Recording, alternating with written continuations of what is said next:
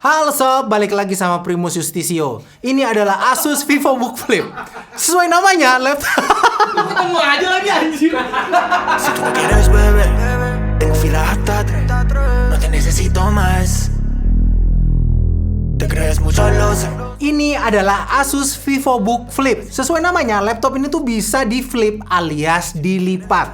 Sedikit bahas soal laptop yang bisa dilipat. Apa motivasi brand bikin laptop seperti ini sih?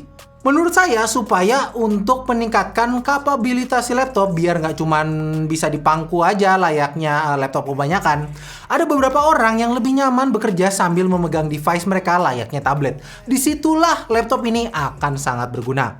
Apalagi dalam paket penjualan kita tuh mendapatkan sebuah stylus yang bisa kita gunakan untuk menulis atau menggambar di laptop ini. Kualitas stylusnya cukup oke, respons layar terhadap sentuhan stylus juga cukup baik, walau mungkin belum sepresisi Apple Pencil.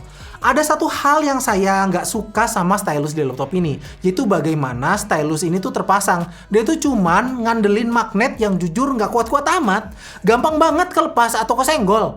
Dan kalau dimasukin ke tas, ya mau nggak mau kita harus lepas karena ya itu, gampang lepas. Kayak gebetan om waktu itu om, yang nggak jadi itu. Terus aja bang, terus bang. Kupingnya congenya bang, gak mau. Hal ini yang bikin stylus ini tuh gampang banget hilang. Bahkan dengan caranya yang seperti ini kayak kelihatan gitu kalau stylus ini tuh lebih mirip aksesoris tambahan pihak ketiga daripada stylus bawaan.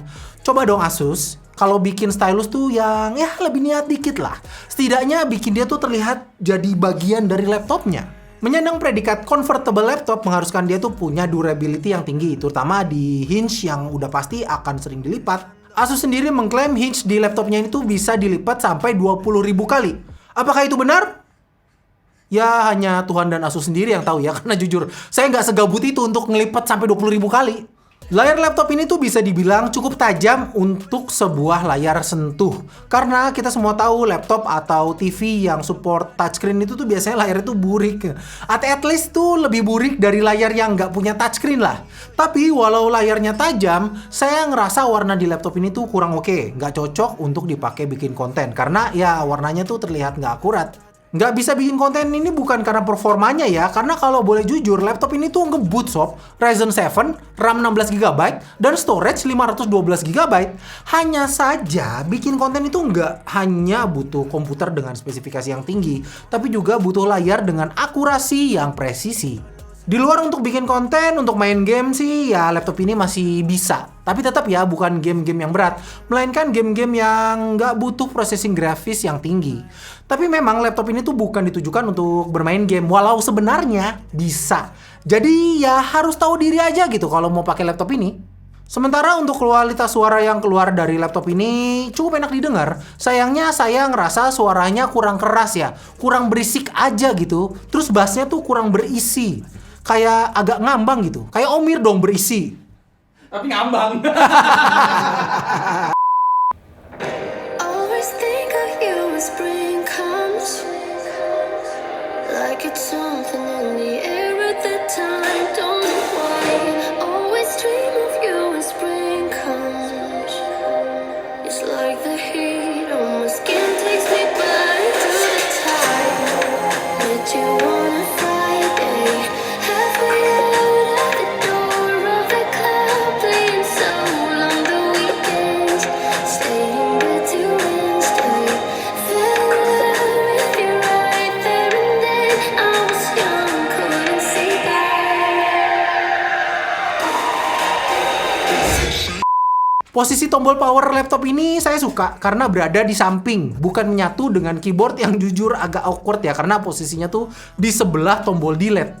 Keyboard di laptop ini cukup oke, cukup aja ya, karena saya ngerasa ngetik di laptop ini tuh nggak ngasih saya feel satisfying gitu. Biasa aja gitu. Key travel distance-nya juga nggak terlalu jauh, jadi ya biasa aja gitu. Tapi desain keyboardnya terlihat manis karena di tombol enternya tuh dikasih list warna hijau stabilo.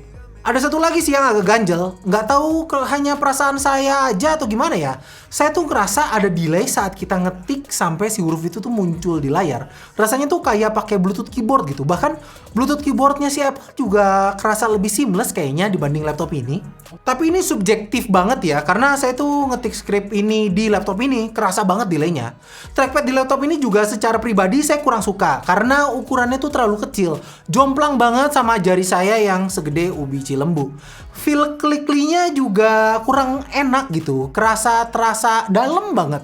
Maksudnya harus ditekan agak dalam si trackpadnya sampai kerasa klik. Di trackpadnya juga kita akan menemukan sensor fingerprint. Fitur Windows Hello juga bisa kita gunakan di laptop ini. Sayangnya Windows Hello Face-nya tuh nggak bisa kita pakai karena nggak support dengan kamera di laptop ini. Ngomongin soal kamera atau webcam, kualitasnya biasa aja. Muka saya yang tampan sedikit tersamarkan oleh noise yang juga mudah sekali ditangkap sama si kamera. Sebel deh. Laptop ini sudah mendukung Wi-Fi 6 yang menurut saya keren. Kebetulan di kantor kita ini Wi-Fi-nya tuh udah support Wi-Fi 6 berkat si router ganteng ini. Jadi, kecepatan internet di laptop tuh bisa dirasakan di laptop ini secara wireless. Mantap! Laptop ini punya baterai sebesar 42 Wh yang saat digunakan bisa bertahan sekitar 3 jam lebih dalam penggunaan non-stop. Dengan catatan bukan untuk bermain game ya. Dan lagi, charger konvensional masih digunakan di laptop ini. Charger Type-C power delivery hanya akan kita temukan di laptop-laptop mahal mereka aja. Di laptop ini ada port Type-C tapi bukan buat charging. Ngomongin soal port, laptop ini tuh terbilang lengkap mulai dari USB Type-A sampai HDMI bisa kita temukan di laptop ini.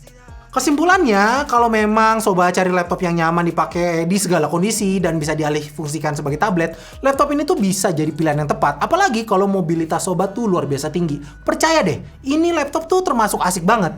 Untuk kerja, jujur laptop ini tuh nyaman banget. Walau mungkin bukan untuk semua orang ya. Buat saya yang mungkin membutuhkan sesuatu yang lebih seperti portable video editing, jelas laptop ini tuh ya nggak akan cocok. Harga 12 juta memang tidak diperuntukkan untuk semua orang. Jadi belilah laptop ini kalau memang budget sobat cukup. Kalau nggak cukup, mending pilih yang lain. Masih banyak pilihan laptop keren dari Asus kok yang bisa sobat pilih. Oke, segitu aja ulasan singkat saya sama laptop ini. Klik tombol like kalau misalnya sobat suka video ini. Suara saya udah mau habis dan kita akan ketemu lagi di video berikutnya. Mulia out!